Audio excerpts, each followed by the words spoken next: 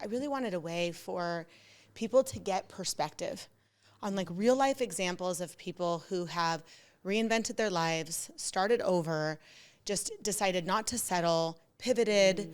You know, there's so many reasons. Now mine, obviously the biggest, loudest one is cancer, but actually that's not the biggest reason for my reinvention. Like the biggest reason my reinvention came after cancer. It was after my divorce. It was after I lost my job.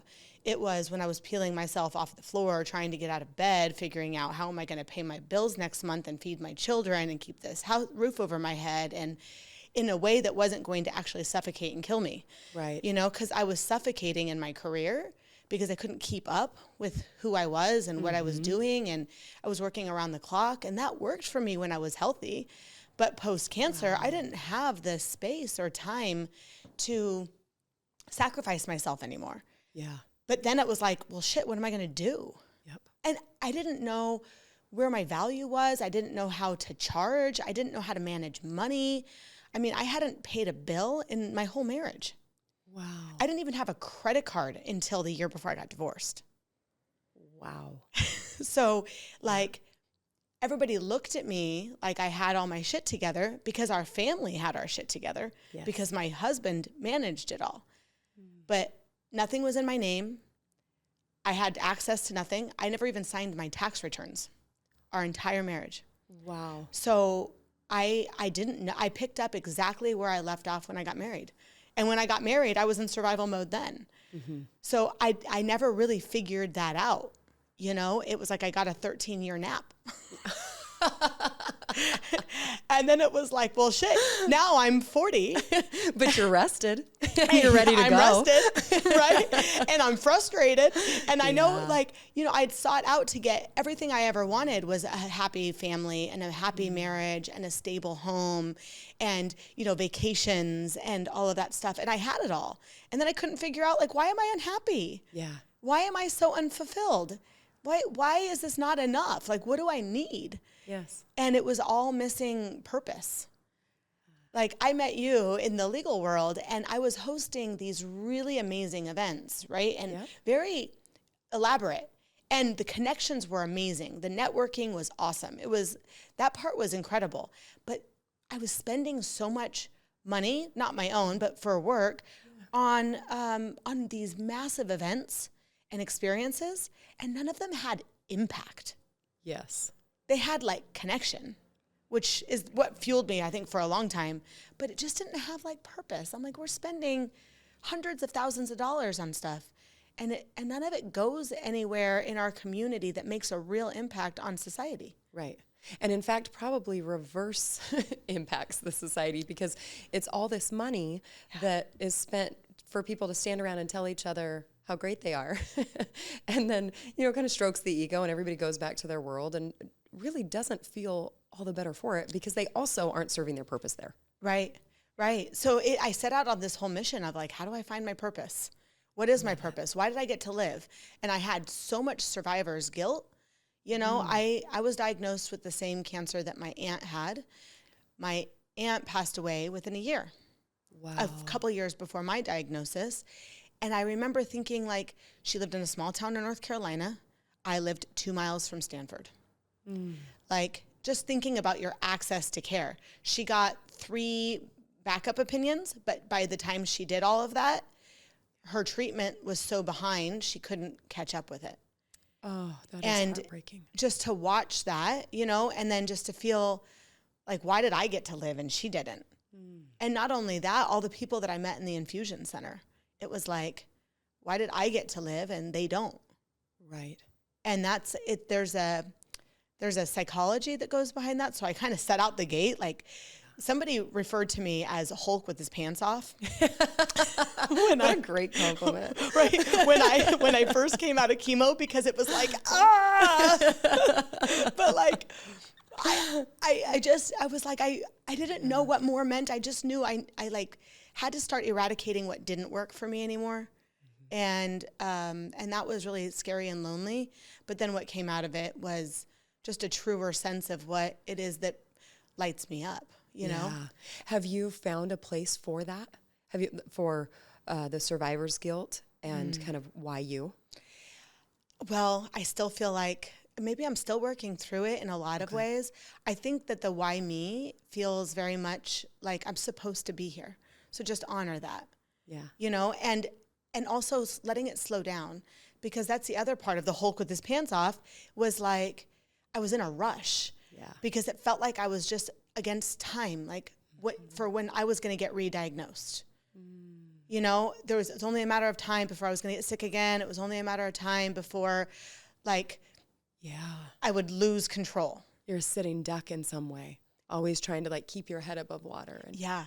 wow. Yeah. And I still feel like that's where I'm constantly working through my own work every day. Mm-hmm. It's like, slow down, take it a step at a time, you know, and be here now. Be here now. Yeah. And that's really where this podcasting started, because for me, I meet these incredible people. I really connect with some really powerful people that are so inspirational. Mm-hmm. And I want to learn from you, and I want the world to learn from you. Right. You know, I've seen you've had a million careers. They're all like, not even just like, I've had a lot of random jobs. Yeah. You've had really like, like high achieving, you know, professional careers. Yeah. And also the way you've really like, I'm going to say managed and nurtured what happened with your husband. Oh, thank you. Was so beautiful. It was so inspirational to watch and to listen to, the way you advocated for him, the way that you supported him, and the way that you verbalized and communicated how obsessed you are with him. So like, I am so obsessed with him.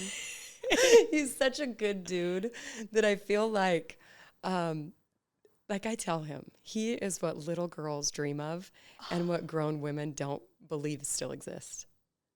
And I mean every bit of that. He is kind. He is fierce. He's hugely protective. But in this, you know, like go fly kind of way, he is magic. And I know, I always say I manifested you, because I did, but there are so many things that make sense now that I go, wow, I didn't know I needed you. I can't take full credit for manifesting him, right? Because when I look at that, I'm like, I didn't even know how much I needed him. I didn't know how much emotional safety he would bring me. I could not do the things that I do without the love that he gives me. I feel myself bloom because he is so good to me. It's incredible. wow. And I am the worst person to come to if you have a bad relationship now, because I am like, go, run for the hills. The right person is out there. Yeah. Because I found him at a time. Women need to hear that. Well, everyone needs to hear that also. Oh yeah. And I found him after a very unhealthy relationship. And so I, in the beginning, was like, like you didn't believe it? I didn't believe it. And I also, when I first met him, my first feeling around him, I told the woman who had introduced us, I said, that man makes me want to slow down, and that makes me nervous. Ooh. Because I was kind of running on a lot of adrenaline and, go, even when... In the high achievement mode. Oh, yeah. Got it. And I sat with him for 5 minutes and was like, uh-oh. Oh, you're like, yeah. And the more I got to know him, at one point I asked him, I said, would you mind if I came over to your house, like on maybe like a Saturday or a Sunday, and just wrote? Like you could go wherever or do whatever, but like, I just want to like sit in your house and write. Why I asked that, I don't know, other than, I love that. Yeah, it was the feeling that he gave me. I wanted writing for me it's like a really special place for me. I feel like I can just kind of channel and just go. And he made it feel like, he builds an environment. That's really what I should say. It's not he makes anything feel. He creates environments that are so wonderful to be in. And it's because he's so authentic and he's so positive and he's genuine and he's, he just makes everything better, is the truth. And so I just said, could I just come write? over there? He's like, sure. But that's the feeling of him. So we just had our second quarterly date is what we call them, where we, at the end of each quarter, we meet over dinner and talk about our quarterly wins. And it's like your own EOS. Totally. I love this. And it's really cool because more couples need to do that to stay aligned. Absolutely. Right? Like, even if you're aligned when you first get married, the only way you stay aligned is if you're constantly reconnecting. And you know, the thing is there are things that unless you're given the space to really talk about it or the time or prompt, you kind of go about life and you forget to stop. I am the worst at that. These are really such a moment of learning for me, because my first thought every time, my first thought is, well, I could work on this. I need to do this a little better. Right? It's all of that. Mm-hmm. And I have to quiet that, not even say any of it out loud, and then just talk about the wins. And it's amazing. And so to hear what he has to say about what his wins are things that I would have never thought of, even as much as we talk all day long. And we have great, deep conversations, just having that time set aside to say, and what else? Tell me more. What else? It's the coolest thing. But we were talking about it last night of what a gift that time was for us. It's as scary as it is to go through that time where for him, it was a bacteria infection in his blood that we didn't know to expect. He just, he went to the gym and was there for a couple hours like he was every single day. He's a former athlete, so, he's always very health conscious. And he came home and laid down and, didn't get back up. He lost use of his arms and legs. And oh my gosh, how scary. It was terrifying. Yeah. And we had been told that he, just had a virus, and so to go home and sleep it off. And it was through a series of really cool, magical moments, we then made it to the hospital and made it there just in time. And initially they couldn't figure out what it was. And so, I was like in these hazmat suits and and ultimately the bacteria had come from what they think may have been a dental infection. And, not a dental infection, a dental cleaning, just getting his teeth cleaned, nothing crazy happened. It wasn't, there wasn't even a procedure, right? Yeah. But it ate up his aortic valve, which is like the main valve in your heart that brings the blood from the bottom of your body up. Mm-hmm. Put a hole in the mitral valve, which creates that, suction in your heart and then shoots oxygenated blood up to your brain. Put a hole in that. So it's, his heart spitting blood and backfilling and all that for about what they estimate to be 3.5 to 4 months. We had no clue. We were going about life, which is really interesting now to look back at pictures and go, whoa, the doctor said you were actively dying here. We had no clue. We were going here, we were going there, we were doing this. And he felt fine. He felt fine, yeah. There were times where he was like, I feel a little tired, or where I asked him, do you think you're depressed because he was sleeping more? He was like, no, I just think, I'm just kind of going about my business, right? Yeah.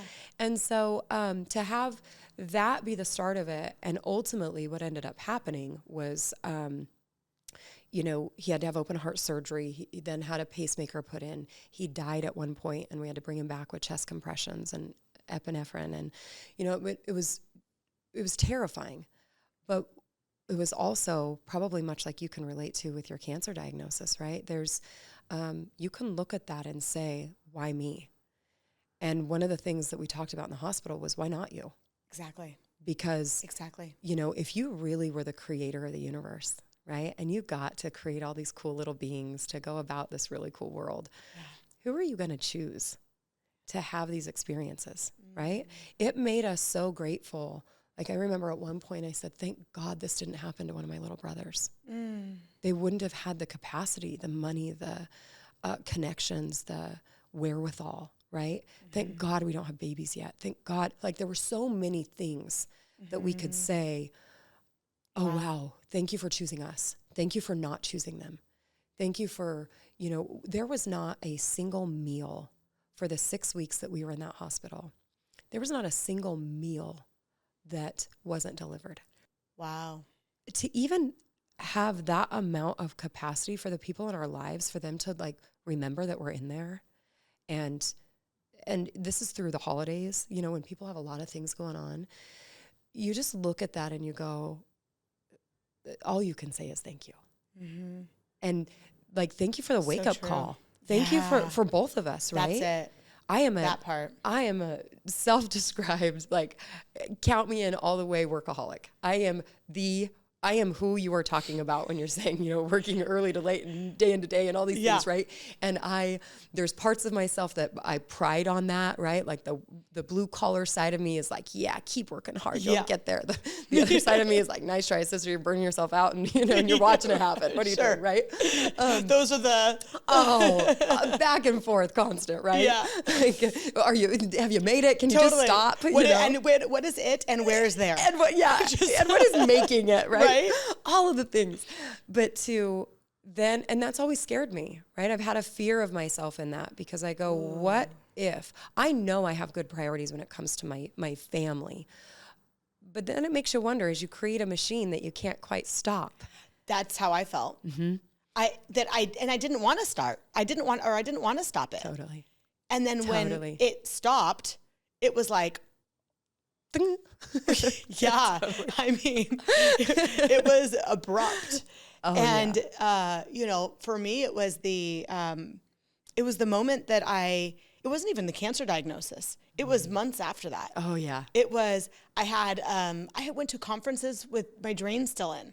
Wow. I was just not letting it slow me down at all. Mm-hmm. And it was like, this is just one more hiccup. Like, I'm going to get through this. I got this, you know, I've been through 1,000 things before. Keep going. Totally. Like, I'm tough. I'm strong. Yeah. Like, I'm, you know. Yes. And it wasn't until I got a blood clot, I had to go into the emergency OR for a life-saving surgery and tested positive for COVID and got locked into a hospital room for a week. And it was like, if that's not your message. Literally. And my oncologist telling me, like, you're going to kill yourself. Yeah, what's it going to take? Yeah. So that was when I finally stopped. But then it was a total identity crisis. Because then who was I if I wasn't at all these places doing all these things with all these people, for all these people, producing these results? You know, what is my value outside of what I'm producing? Yes. And I've heard the quote, we've all heard the quote, like, your value is not based in your productivity. I get it. But my value was rooted in my productivity. Right. And I had to prove my worth. Mm-hmm. And it was really heart-wrenching and like soul crushing. Oh yeah. But then when I started to have to create those boundaries and not go on all those trips and not be in all those places and not attend all those meetings, you know, I learned that there was so much more to life. I learned just how to walk around the neighborhood and listen to music. You know, I learned how to go to yoga and then go home and take a shower and rest. Wow. Like, I hadn't rested my whole life. Mm-hmm. And that was the gift. It was not only getting outside of the fishbowl for a minute. You know, I call it the fishbowl when you see yourself on the outside looking in. Mm-hmm. So it was that perspective shift that was such a massive game changer, and it still is, because I think being able to untether your perspective and really reflect has allowed me to keep evolving, you know, and reflecting. And when I get stuck in the weeds and get focused on a mission or a goal or an objective, that I don't get so caught up in the ego aspect of that it needs to get to the finish line because I set out to do it. Like, not everything has to be done. And if it's no longer aligned, it's okay to pivot. You know, I just kind of dug my heels in the ground before. And I love that. That you're able to see. Yeah. Mm-hmm. That vision, it's that perspective shift. So, and then going back to the purpose, it was like focusing on what brought me joy. Yes. I had no idea what brought me joy outside of what I did for other people brought me so much joy, you know, and it really did. Yep. But I didn't know how to treat myself that way. Yeah. Yeah. You had to relearn that. Yeah. Right? Because we're usually good at it as little kids. We just naturally do what feels good and kind of follow our own intuition in that way. And somewhere along the way, we kind of, shut that down or quiet it. Yeah. And it's not worth it. Yeah. But I think that's kind of the catch, right? Is that we get going, and same for me. I love to work. Yeah. I don't do this because I need somebody to think, oh, I'm so important. that's not what it is for me. I really love it. Yeah. I love the adrenaline of a new problem, finding a new solution. I love the feeling of taking someone from the place where they're scared or nervous or, feel confused and be able to say, get behind me. We got this, right? You worry about getting better. Let me take it from here. I love that feeling. It just feels like I'm right locked into my purpose. Yeah. But what happens when our purpose collides with life? Because it's going to happen, right? And so to me, it always seemed easy when I'm doing things that are burning myself out, something comes up, I'm fine to do that, right? Yeah. I'm fine to step away from it. But when I'm loving it and there's all these things on the other side and, business is building and there's all these things happening, that's great. Yeah. But then what about life? Yeah. Right? Because I wasn't here for the rest of this. This is good. And I love to be able to have a job that helps me to also be connected to my purpose. Yeah. But we have many purposes, or you know what I mean? Totally. And so then when that collides, it's kind of nice to like have when the your refresher. purposes collide. Well, when for me, it's not so much. I feel like my purposes, when I'm really connected to those, they have a really cool weaving. Yes. And so that part I don't know that there's ever a collision. Which I think you've done so beautifully. Oh, thank you. Truly. Thank you. Yeah, I mean, I think, there's probably common threads in some of the work that I've done and some of the work that I do that then bring it all together. Mm-hmm. But I think more so in the way of the collision is more what happens then when someone else, like Eric, needs me, right? And you have the capacity and the autonomy to shift priorities. Yeah, but it happened at a time that I didn't think I had that. I really thought I didn't. And I've always been someone, and I've talked about this before, I was sexually assaulted and it was one of like the reinventions of myself, right? And so because of that, I have always known that I can dig deeper and I can go a little more. There's just nothing I cannot handle after that, right? After not just after that experience, but more after the work that I had to do to become healthy after that experience. That's the difference. And how did you learn what that work was and how to do it? Sometimes life stops you and says, you're going to learn it or you're checking out. Yeah. And I became very suicidal. And I had a friend, a sweet, brave friend, who pushed a brochure across my kitchen counter to me one day and said it was a sexual assault survivors support group. And she pushed it across the table. And I was not in a place, I was not as warm then. I was very walled up. And, sure. I had a lot to protect. Yeah. And she pushed it across the table and she said, I'm not saying this has happened to you, but I'm saying that if it has happened to you, and I think that it may have, this might be a place that can help you. So that, one, stopped me in my tracks because I was humiliated. I felt like this big cover that I had of I have it all together. It's good, right? I was working in radio and TV at the time. I'm not as good at this as I thought I was. Yeah. And I was, competing in these, in the Miss America system. And I just thought I had it all together, right? I knew I didn't have it together, but I thought everybody else thought I had it together. And that was not true. So I felt outed. I felt all of a sudden very exposed. But she was so grounded in the way that she did it that I couldn't really deny it. And I thought for a second, and I said to her, oh no, thank you, but this isn't for me. Thank you. I am not about to be one of those people who sits in a room with a bunch of other crying people and whines about bad things that happen.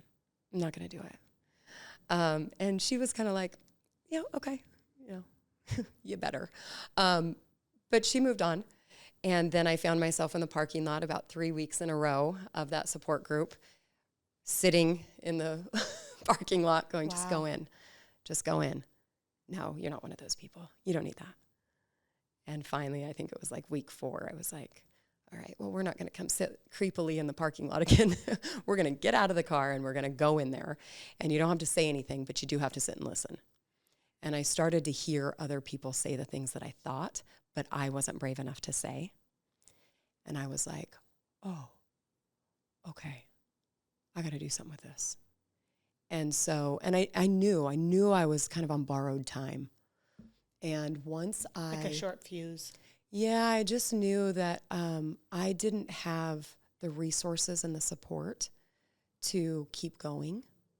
And the pain was so unbearable. And really the thought of feeling so broken and feeling like I would never get back to the girl I was before. I would never be, so fun and fancy free and just feeling untouchable in some way. And now, and I've spoken about this before, so I'll keep it brief, but I really do think that was such a turning point for me, because I would never want to be that girl I was before. It's so funny to me now that Say that part again. I really, really would never want to be that girl I was before. I wouldn't. You could pay me right now. You could say, I'll give you $1 million. I'll give you $10 million to be that girl. It'd be the easiest $10 million I've ever turned down. Yeah. For sure. Because she didn't know anything. She was fancy free in a lot of ways, but the truth is she wasn't as great as I made her out to be anyway. And I am more able. She's fabulous. She's contributed to who I'm looking at today. Oh, thank you. And also, who I'm looking at today is a better, more evolved woman. Oh, yeah. I mean, there was so much good in her, but there's so much better now. And that's because now I have the capacity to go there, right? She did not have that ability.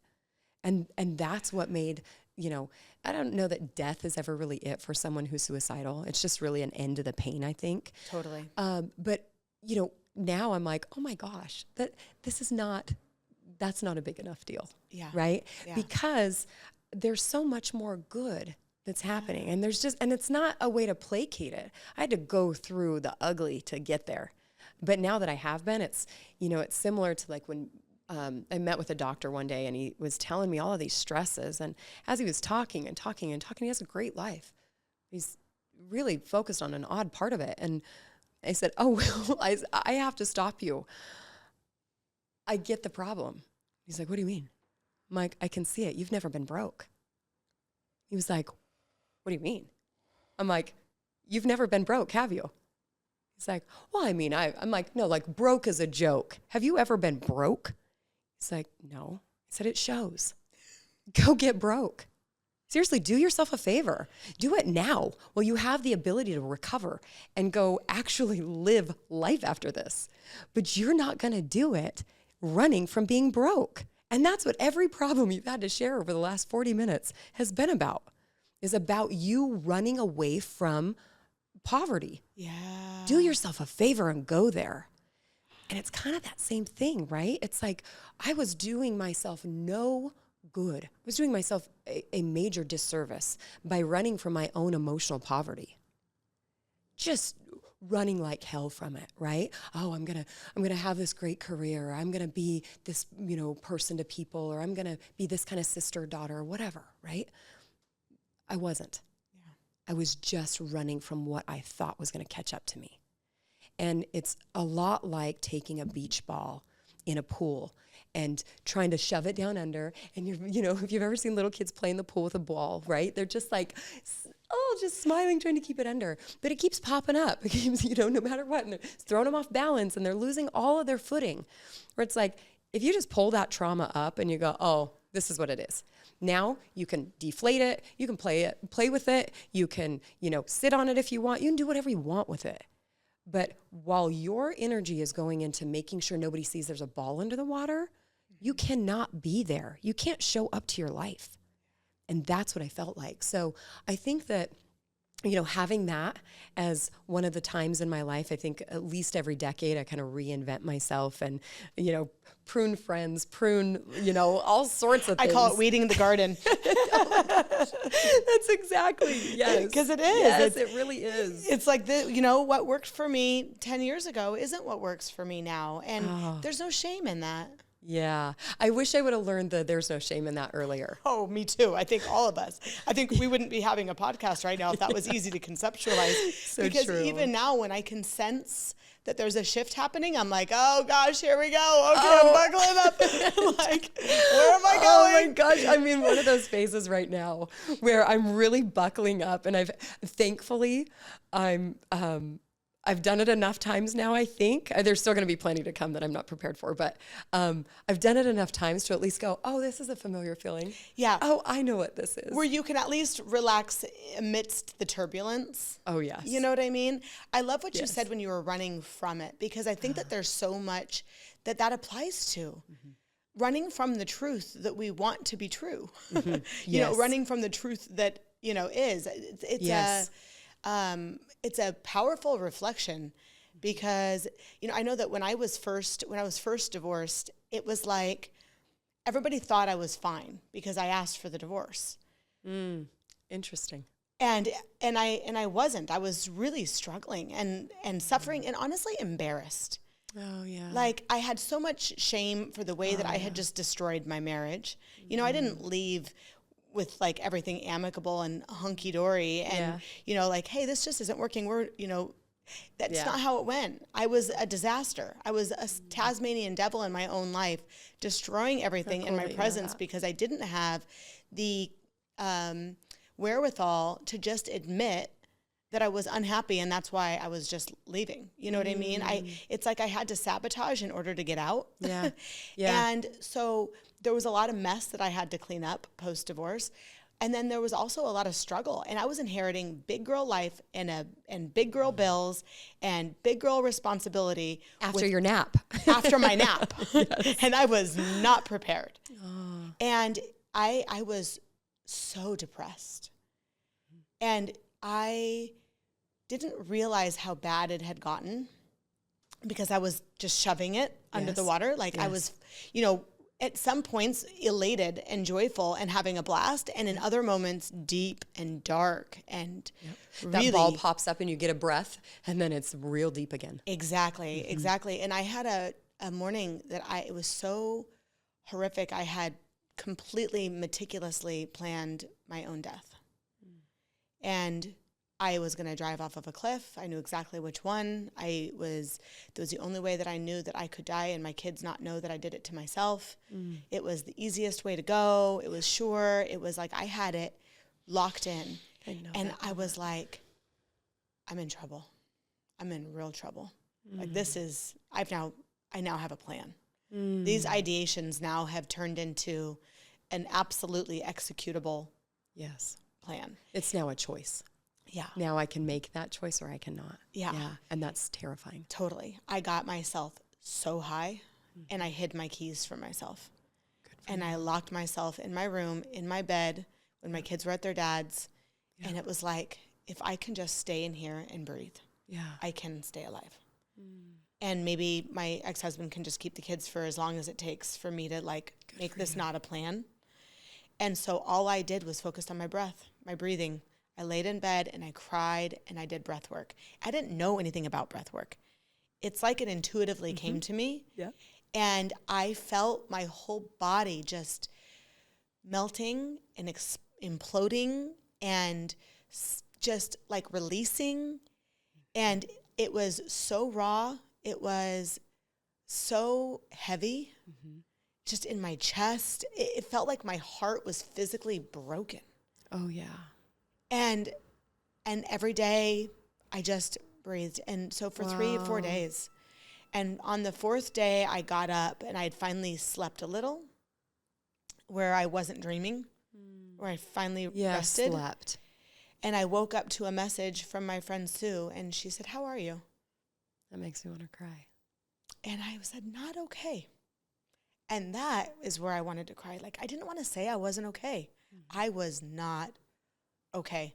And I couldn't put a ribbon on it. I couldn't put a bow on it. I couldn't make it sound pretty. I couldn't make it sound positive or optimistic. I wanted to die. And she said, "Is it money pain or is it heartbreak pain?" And I said, "It's both." And she said, "Is it, she said, "I would rather lead a horse to water. Let me help you. there's one thing that I can help you with. And she needed help on a project that was coming up. And she's like, I need an event producer. I need someone who knows people. I need someone who can, and so, and it was, her workshop was on self-value. Whoa, whoa, whoa. So I attend this 2-day workshop that I'm producing, but I'm around the whole thing. I'm around the editing. I'm around the conversation. I'm around the notes. I'm behind the scenes. I'm living and breathing this workshop. And meanwhile, I'm in the back of the room and I'm in my journal and I remember writing, what do you want? And that question made me want to cry because I had no idea. I just wanted to want to live. Mm-hmm. I wanted to want something that made me happy. I wanted to feel a want. I wanted to focus on becoming something. I just had no idea what that was. Like, I didn't know what I wanted to stay, what made it worthwhile for me to fight to survive. Right. And that moment of reflection, it brought me above the water where I could pay my bills that were due in the week. And also, it gave me the capacity to just write those questions in a journal. And then she said another thing, have you ever been jealous of anybody or envious? I was like, yeah. She goes, and now you know what you want. Wow. And I was like, I want what you have. She's, I'll help you get there. She then became my mentor, like my friend that became my mentor that genuinely saved my life. I want to love on her. Her name is Sue Bryce. She's a magnificent human. Since then, we've worked on multiple products and events and workshops and stuff together. We've written multiple curriculums, and I'm her biggest fan. I bet. And she's changing lives all the time, showing people how to develop a self-value, how to connect with their own creative expression, how to monetize it, how to build business, how to know your worth. And these are all things that we're constantly practicing. You never really get there, but you're always evolving it. Yes. And that's it. But it's always comes back down to that first question, which is, what do you want? I love that. Let yourself want it. Mm-hmm. And that redirection was key and even critical when it came to analyzing and redeveloping how I dealt with my divorce. I was really feeling sorry for myself one day and feeling like, I can't believe he got all the money and I didn't get the house and I worked so hard to help him build this business and blah, blah, blah, blah. All these things. And she's like, let me pause you there. Let me talk about how it worked for you until it didn't. Good for her. I was like, wow. Yeah. She said, what is your biggest complaint? And I said, the control. I had no freedom. I'm so controlled. Like, I didn't even have access to accounts. I was so like, Mm-hmm. And I'm laying off all the laundry list of things that was so frustrating to me. And she turned every single line item back on me. Let's talk about where you were controlling. Let's talk about where you were avoidant. Let's talk about where you were unavailable. Wow. And every single mirror was so on point.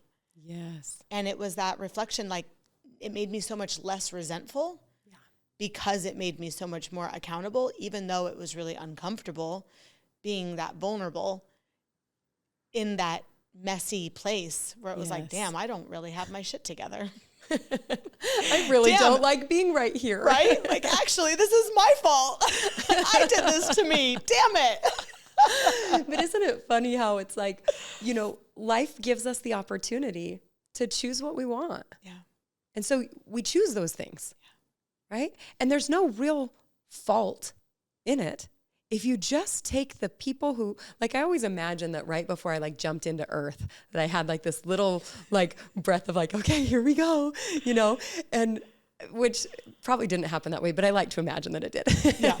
And so it's if you really got to choose all of your challenges and all the ways you were going to develop in this life, wouldn't this be one of them? 100%. And isn't it kind of cool that you get to then look at it and go, when I get really frustrated and really judgmental about somebody, I'll ask myself, how am I? Not am I that way, but how am I that way? 100%. Right? And so always it's the mirror. Yeah. She is just not dedicated. Oh, how am I not dedicated? And it's really interesting how fast I can come up with all the answers that I am those things that I'm mad about, right? Mm-hmm. And so when I hear you say that, I'm like, oh yeah, I so know that. But how cool to then, again, the lesson is, can you just stay? Yeah. Can you just stay right here? Can you just stay right here in this bed, right? Even if it takes some, getting high, even if it takes sitting there and not seeing your kids for 4 days, even if it takes whatever that is, right? Can you just stay? Yes. And I think some of my best life lessons are in that, like, can I just sit with this? Ooh. I really hope the listener and who's watching and hearing us right now takes that. Can you just sit with this? Yeah, you don't have to sulk. You don't have to sink. Just acknowledge its existence. Yep. That acceptance and that awareness is the pathway to elevating out of it. It is the way through. It's one of the things that I do some clinical hypnotherapy and stuff with clients. And one of the things that I will say to them. Hold on. Let's pause right there. Yeah. A clinical hypnotherapist. Yeah. Who also practices law. Yeah. Who is also in the police force. Did some work with law enforcement, yeah. Who also is a clinical... all the things, right? Psychologist? Yeah. No, so it's really body-centered psychotherapy. Okay. And the whole idea is that we go through, like for me, I've done all the therapies. And for me, they weren't helpful. They would get me a little bit of the way. But at some point I thought, like the traditional talk therapy. And, exposure therapy and all of the things. But I remember at one point sitting there going, this probably works for like that. The idea of the person I have in my head, right? That girl who has it all together. It probably works for her because she's got like one thing to deal with. Yeah, and she can like intellectualize it. Yeah. And then be process done. it and like pay her final bill and leave. But like, when do I pay my final bill? When does that arrive? Because with each thing that we talk about, there's another thing to talk about. Totally. And I'm more of a... And honestly, for those listening, if you're doing it right, that is 100% true always. It is always true. Yeah. And but I had this goal of like, I'm going to go to therapy, check. And what I found was it was like, I'd go to therapy and I'd leave, I'd feel like shit. And then I'm like, how am I back here again just to talk more about this? And then I started to realize, I can walk circles around my therapist, because if I don't want to talk about that, believe me, I can shut a conversation down, right? This is not a helpful way to go about therapy. So when I learned, it's so true. Oh my God. When I learned this was not it. Yeah. And I decided to start doing other things. Then I had to become it because I started to go, wait a second, I could help a lot of people with it, right? Yeah. So one of the biggest probably tenets in it is, can you sit with this, right? Just stay right there. Don't will it to change. Don't hope that anything is different or that it lightens. Yeah. Just sit. Where is it in your body? Where is it? What does it look like? What does it feel like? And some of the things that come up are so crazy, like it'll be like, oh my gosh, I feel this lump in my neck right here. We're talking about something that has nothing to do with any lump in a neck, right? But you start to all of a sudden put some words to it, give your body this second to really work it through. Yeah. And people make enormous changes that are not what we would intellectually believe is connected to that, but it absolutely is. And all of a sudden you start making changes in your outer life because the inner programming of your computer is changing, right? If you're working with a system that's overloaded or that has a bad chip in it, bad information in, bad information out, right? We say that in law. It's like, if my expert is given bad information, the opinion they're going to give is not going to be accurate. So you have to make sure what goes in is good so that what comes out can be quality, right? Yeah. That's what in chapter 2 of the next book is insight for exactly that reason. Breath work is number 1 because that's how we access elevated levels of consciousness within ourselves, right? Access what we want, access how we feel. That's the divine alignment on the inside. But that next piece, the insight, who do you surround yourself with? And if you have no idea, if nobody around you is inspiring you, then creating some boundaries and getting some books, finding good speakers, going to some workshops, finding some great accounts that you can follow that you're inspired by. if you're not somebody who has the financial capacity to create an executive team to support you in this life, you can create that executive team through free resources. It's so funny you say that. One of the exercises that I do with other people and then for myself is I call it the boardroom. Oh, and I love that. It's exactly that. I will sit quietly and I go into like a meditation of sorts where I walk into a boardroom and I picture myself in what I want to be wearing, how I want to be feeling, all of those things, right? And where I am today.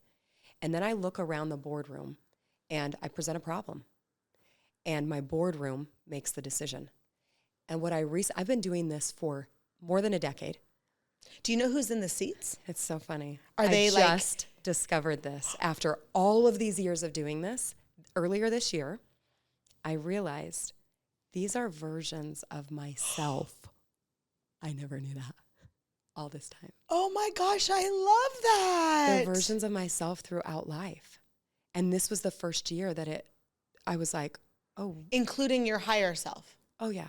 My higher self is always there, right? But for example, my 5-year-old is there and she is the one who more often than not is like swinging her feet at the, because her feet don't touch the ground, sitting in her little chair. And she's more often than not the one that kind of laughs at the problem and is like, it's fine, get over it. Like, who could care? Like, let's go play. Go play, go play, go play. I love that so much because I'll tell you, just sitting across from you, I feel like I know the 5-year-old you. Oh, I bet. You bet. You really do like exude that joy. Oh, thank you. That's beautiful and it makes perfect sense. I love that so much. Thank you. Yeah, I think she's definitely responsible for a lot of the good things in my life. I also have a bratty ass teenager in there. She is 14 years old. God help me to not have her as my child. She is. No, they're so she great. Is fantastic, but she's wonderful. I'll tell you, she actually, cause I like, if it's something hard that I have to do, I imagine that I tuck her into like the back of me, almost like a slide. Like this is an odd example, but like the slide on a gun, Yeah. That is kind of how I imagine tucking her into like a backpack for me. And so because she's got such grit. She's got such fire and you are not fucking with her. Wow. And I love it. She has this. She's your backbone. Oh, 100%. I love that. And in fact, it's so funny. You so get it. I can adopt that. Because I have called her my backbone. And when I've had to do really scary things, I tuck her in and I'm like, all right, we got this. Let's go, bitch. And then I present with the me that I want to show up as, right? And I have her that I can be like, game on. And so, exactly. And so in my office, we call it, this is kind of inappropriate, but we call it checkmate, motherfucker. I know. I love that that's what you call it in your office. I do. You must have the most incredible office and team. I do. And I think the reason is that, I'm looking at the reason. Oh my gosh, you're so funny. Yeah. I'm very direct in what I want and who I have around me. Mm-hmm. And those women are incredible people. And that starts first, right? Because you could teach a monkey the law. The law is not hard. It is really finding people who can stay people amongst weirdos, because lawyers are weirdos, and amidst a lot of stress and a lot of risk. And so finding people who can still be human and funny and kind. And, I had one paralegal who used to say, oh, honey, it ain't a murder. Anytime I would get like, oh my gosh, and this deadline is, and she, oh, honey, it ain't a murder. And so I use that a lot with them, with my new team. That woman is long retired and she instilled that kind of, like still use sense her of calm. slogans. Yeah. Because she gave that sense of like, oh, I guess you're right. Yeah. And then there's also some fire, right? Like you have to be able to be like, oh, that's the fire you wanted to start. Yeah. Your choice, not mine. Exactly. and then we're off to the races, right? And to be able to find some fun in that instead of it constantly being stressful and because litigation is that way. And a lot of the cases that you're working with are intense. They are intense. Understanding that adding a little levity but with this. Yeah, because the truth is people need a lawyer, but what I have found is more than a lawyer, people need someone who sees them. Yeah. They don't really, my lawyering happens when they're nowhere around. It's my peopling that has to show up first in order to even get good material. Like people will hire me sometimes to develop their witnesses for trial. And what I love about that is, it's typically when they have someone who's really difficult to work with and they go, oh my gosh, the jury's going to hate them. What do we do now? Right? And what I love in that is lawyers were not taught to stop, stay, sit in it, right? Handle it. They're just bulldozing through it. 100%. Yeah. And mostly on a lot of adrenaline and coffee, right? To just be like holding their breaths because they don't teach you how to practice law. You figure it out as you go. And so then it's a lot of insecurity. And I think where some of my background can help in that is that I like that. I like to go deep. I like to figure out what makes you tick. I want to know the sickest parts of losing your kid. I want to know the moments that you have had to sit there and realize what life is now going to be like as a mom without a kid. What's that intersection look like in your life? And how are we going to tell your story to a jury who maybe has this misconception that you're here for money? And how are you going to battle the shame of collecting money when your kid passes with wanting to be able to move forward somehow, and also not knowing how to face yourself in the ugly of this, and now having to get up in front of people who you don't know, who their one job is to judge you so they can make a good decision. And then you're playing in a game of all these rules of evidence and rules of civil procedure, and and you don't know those rules, but you have to get up here and win. What does that mean, right? So if you walk into that as a lawyer,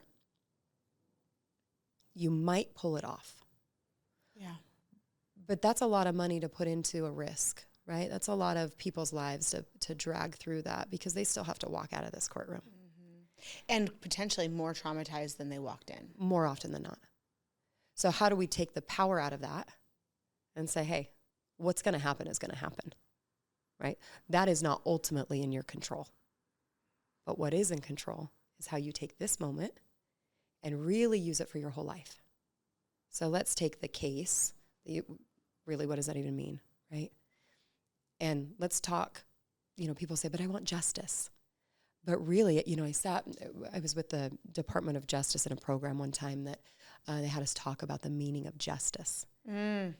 And, you have all these professionals who we hide behind the word, right? I mean, justice. We have our own ideas. We're not always hiding, but just, eventually you're behind a cloak.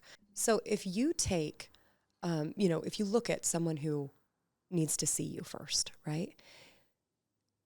It's a cool process because for a minute, someone gets to share what they've been through, right? And they finally have their day. Like a lot of people want their day in court. But what we don't realize is that anytime we share something highly vulnerable, there's going to be that retraction at the end, right? Have you ever shared something and you're like, oh, maybe on the podcast even, right? You're like, people are going to be watching this and hear what I had to say. And like, oh my gosh. Totally. Right? And that's normal. Right. So if you can say it, that's okay. And usually, I don't know where you're going with this, but I feel like those are the moments where I know I actually said exactly what I was supposed to say. Absolutely. Because that vulnerability is what makes it valuable.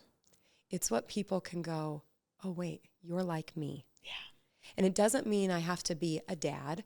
It doesn't mean I have to have gone through the horrific thing you've gone through. Our experiences don't have to match at all. But the ideas that generally run humans, those add up. Those match, right? So the things that, even if we have different values, the things that make us tick are typically somewhat similar. Yeah. And so to be able to walk beautiful. someone through that process of being able to tell their story and tell their story in a way that other people can receive it. Because, you know, my mom, I'm one of 8 siblings. And so my mom ran. Wow. Yeah. Where are you in the lineup? 6th. Okay. The last girl. There's 4 girls, 4 boys. But I was basically in the second half where there was me and 3 boys. And my mom always said something that has stuck with me forever, and that is, you can say anything you want to say. It's how you say it. And she ran a tight ship in that way.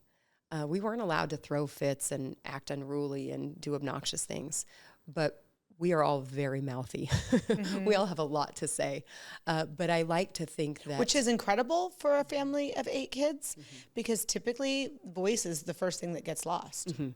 And I think that there's a lot that has gotten lost in... I think what we missed was how to listen. And that's been something that I've had to really practice and learn. And how fun it feels to listen. I had a class one time where it was essentially just teaching lawyers to listen. And I was like, this is really interesting. Like, I wonder how this is going to go. It was one of the best classes I've ever taken. Wow. I mean, I feel like we all need that class. Oh, it's amazing. Especially now. We were talking before the show started, just the lack of presence in listening to others. And I was referencing a quote that somebody told me that was, people have an entitlement to be understood without an obligation to understand. And to shift your mindset outside of that, outside of yourself, and just hear what somebody else feels, and without intentionally or unintentionally invalidating that experience. Yes. And it's interesting too, because when you think about that, right, really validating somebody's experience, it's so simple. It really is simple. We just don't do it enough. Right. And I think when I do it, I'm rewarded pretty instantly. Yeah. You know, I'm like, oh, wow, that felt really good. Oh, wow, now things got to go deeper. Now we got to go there. Yeah. And you don't have to understand. They don't have to put the pressure on understanding it and conceptualizing it and even agreeing with it, but just really sitting in it, sitting in presence, and just acknowledging someone else's experience and perspective. Or say what you are afraid to say. Yeah. You know, like we practice this in our relationship, Eric and I do. If you're looking at me and you're saying like, I don't know what to say that. Maybe we're arguing over something, right? And maybe you feel like, oh gosh, she's right, but I don't want to say that, right? Maybe just say, I don't know what to say. I'm embarrassed. All of a sudden the guards come down. Wow. De-arms it instantly. It's so quick. And now we get to actually talk about what we were here to talk about, because it's not about the dishes, right? So it's like, okay, so what is it? Yeah. Oh gosh, right? Like for me, a lot of times what I do is I will try to listen as his friend. So I'll imagine that I'm just his friend sitting there, because there's nothing that my friends ever tell me that I'm like, you're an idiot. You know, wow, you really suck. You know, if my friend is sitting across from me and just says to me like, I really did this thing, I cheated on my husband, or whatever it could be, you know, a really painful experience for them. Right. I'm like, oh, okay, tell me about that. Well, what was that like? Tell me more. I can keep asking questions, right? I feel de-armed just listening to that. Yeah. Right? Because there's a level of, it's love. It is love. It's just, it's love. And that's the root of everything kind. You know, like I love the whole, my religion is kindness, right? It's like, my religion is love. Just, if we can all take every interaction that we have with that in mind, you know, it doesn't mean that we have to, you know, self-sacrifice or abandon our, you know, ourselves, but it's just compassion. So true. So true. And the things that come of that are so cool. The most magical. Yeah, I mean, I think some of my best moments with my clients have been in those ways where they'll say, you know, I hope this isn't weird. And I always know what's going to come after. I hope this isn't weird, but I love you. You're like, it's not weird. I love you too. Yeah. And it's like, but I feel like I get to have a practice now. It's one of the beautiful parts of, you know, working in your value system is you really can love your clients. You really can, totally. you know, you really can fall in love with even, you know, the parts of myself or the parts of Eric that are frustrating, right? Or the parts of my friends that I'm so inspired by. You can just keep falling in love. Like life is really magical that way.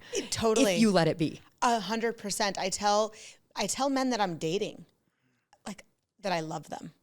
And I'm not with this, like, I love you. And now this is all of a sudden this sort of, this weird attachment. Yeah. I am only spending time with you because I love you. Totally. You know, Totally. and whether that means that you and I are aligned in a relationship or not, like, has nothing to do with it. It's separate. Like, totally separate. Yep. That's, yeah. Yes, that's so true. And it allows me to really appreciate the connection with every person I sit with. I bet. Either in the studio, outside of the studio, you know, in the nonprofit, in the community, in dating, in my family. Yes. It's beautiful. That explains why you're so authentic, because it's one of the things that I have such respect for you for. I feel like you really show up, but you show up as you. You show up as you consistently. And like I was telling you before, you show up even in a room of people, which as an observer, I often see that as the room gets fuller and fuller, people often leave themselves behind, and you don't do that. Thank you. Yeah. And I love to see that. I think because of that, you give other people permission. You know, it's just like a permission slip to be who you are and show up as you are. For sure. I hope so. Yeah. I want that. Yeah. I've been fortunate to watch you in action in doing that. And it's interesting too, because the other night I said, you know, after watching you at one of your events, there was this moment for me where I was not feeling great. And I was like, oh, and I kept saying, I need to go, but I just can't, but I want to go and support her, but I just, oh. And I got here and it was like 10 minutes in and I text Eric and I said, nope, I wasn't sick. I was hanging around the wrong people. Because getting around you reminded me of that. I had all of this energy and I had this lift in my spirit. Wow. And all of a sudden, this like sick tummy that I had was nowhere to be found. I'm like, oh my gosh, it's all psychosomatic. That's interesting. But it's because of who you are and the fact that you're willing to show up like that and to really just be. And so, you know, I say that because one, you need to know that. But two, it's something that I hope that gives other people that permission to do the same thing, because what a gift. What a gift to take somebody who's like, oh, you just, oh.